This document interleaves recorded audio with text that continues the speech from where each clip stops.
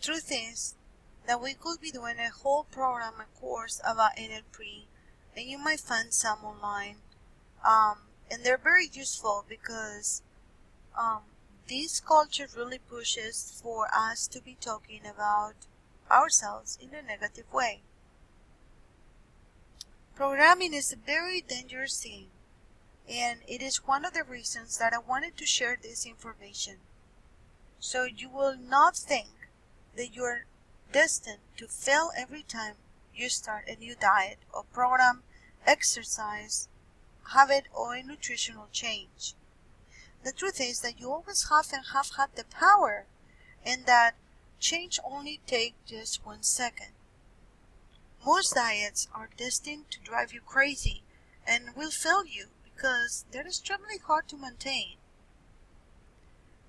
We always keep delaying our victory, our start point to lose weight, when really it only takes a second and a moment of action, a moment of triumph. Think about who you really are inside, and don't delay this moment of victory for others or what others think of you. This was me. Remember, you can conquer anything you put your mind to, but most of the times, a revelation might come in unexpected ways. What do I mean by that? I know that for myself, when I'm trying to lose weight, I'm always waiting for the perfect moment.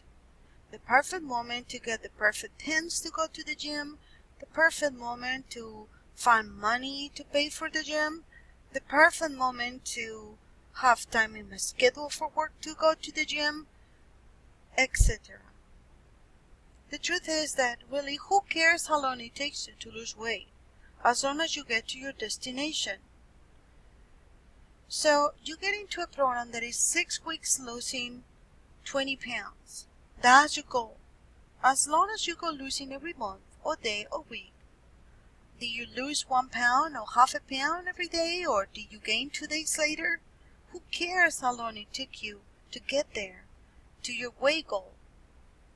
The problem is that we tend to compare ourselves with others, especially when we go to the gym or we get into some kind of weight loss program. Truly, if I see a girl size 3 trying to lose 20 pounds, I might just go nuts.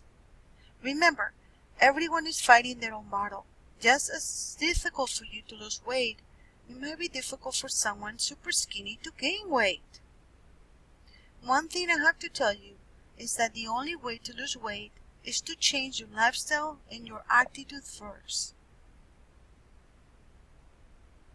You might be wanting to do things, an intellectualized idea that you have to lose weight, and you did your research, you pay for the gym, you bought the clothes, and you pay for the program, or bought those pills that are gonna burn fat, and you really went to the grocery store and bought everything you needed to do all kinds of vegetarian meals.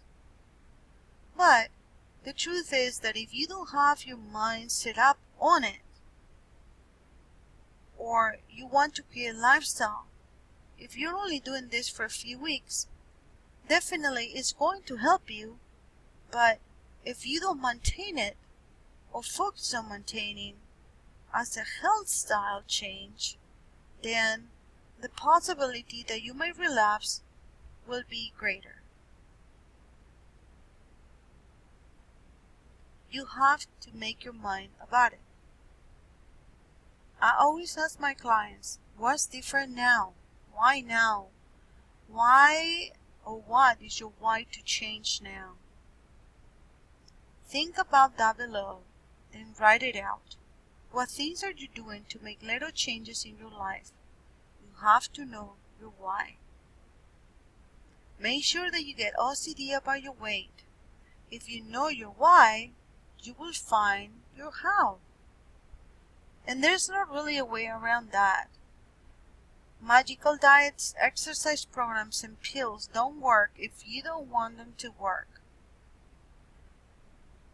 By the way, while I'm writing this, I have been a participant in several programs, one of them with a pretty famous doctor over here in Tampa. So as you can see, I'm not a faker. I have and still struggle, but I keep going. Palliative medicine can help you with the right kind of supplements, and these might be needed as over time your body might be suffering for imbalances and hormonal changes. The vital organs are extremely important, especially if you build fat around them. Not only will it stop working properly, such as for example, like the gallbladder, the liver, and the kidneys can be tired of trying to get rid of too much fat or too much waste. Especially for endomorphs, normally we suffer from circulation and absorption problems, making our cells dehydrated and tired, and increasing our metabolic age to what an elderly person should feel like. If you're feeling bloated and have pain and inflammation all over your body, mostly in your arms and extremities, in your legs, this is very common also if you have an office job or sedentary kind of job, then it is 99% probable that you are pretty much killing your organs by following or using diets and nutrition that is not appropriate for your body type. Yes, we all want to follow the keto diet and the paleo diet, and these diets are pretty good for a short amount of time.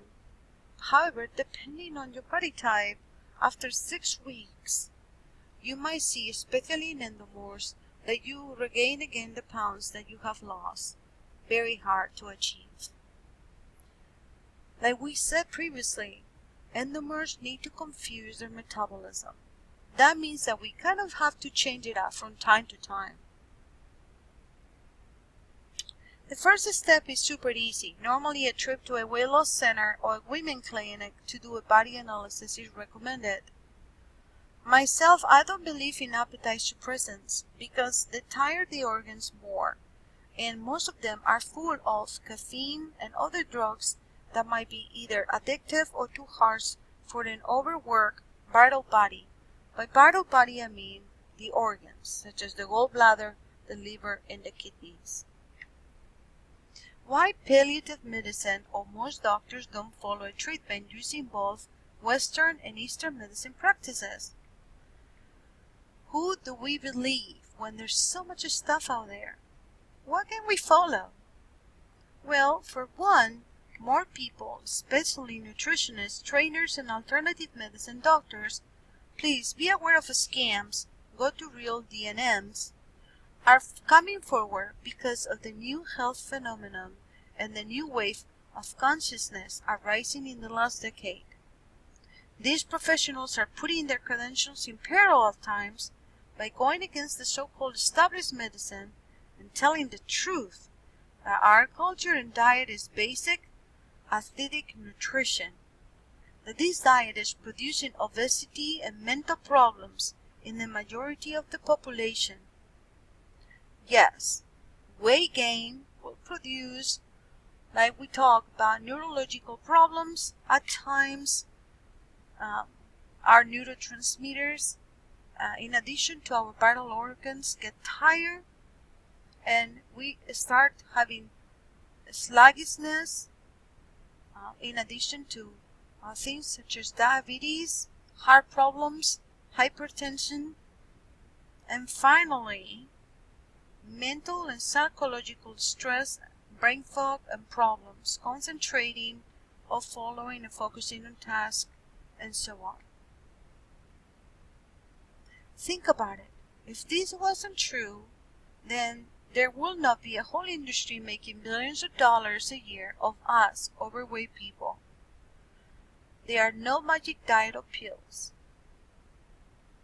However, yes to exercise, yes to yoga, yes to massages, yes to hypnotherapy, yes to vegetarianism or veganism, yes to keto if that's your bag, and other alternative methods that work very well. Why these methods? Because even if you are resisting the change, they will create the attitude and the chemicals that can push your brain to change neurologically enough to be successful. Your body has two brains, and your gut or stomach actually has many more connections than your brain does. So your gut will always win. If you put fuel in your body that creates sending the necessary chemicals to keep you in this negative mind, that's what is called a negative reinforcement cycle. And for this, NLP can help. The major secret is that your decision has to be based on your desire to change and reasons to change alone. If you have not made up your mind yet, or if you have not enough pain or reasons in your life to do it, then it will be much more difficult, because really it has to be a necessity for you, not a want for you. This is also called the pleasure and pain principle. I have to warn you that from now on in the sky, although I will try to be as candid as I can, because I don't want to offend anybody, I will often say things that you will not like to hear. Tough cookies. Some things need to be said. So let's get started. Although I have a reputation for being a person that believes in tough love and being direct, I want to go over something that one of my corporate mentors said. At the end, we are here not to be perfect, but to succeed at failure. Failure is a great master and teacher. At the end, you know your own truth. At the end, you are the one that has to surpass your biggest enemy, your self-talk and your fear. I know that for me it has been and still is an everyday challenge to love myself. I'll see you in the next video, in which we're gonna talk about getting started in childhood programming.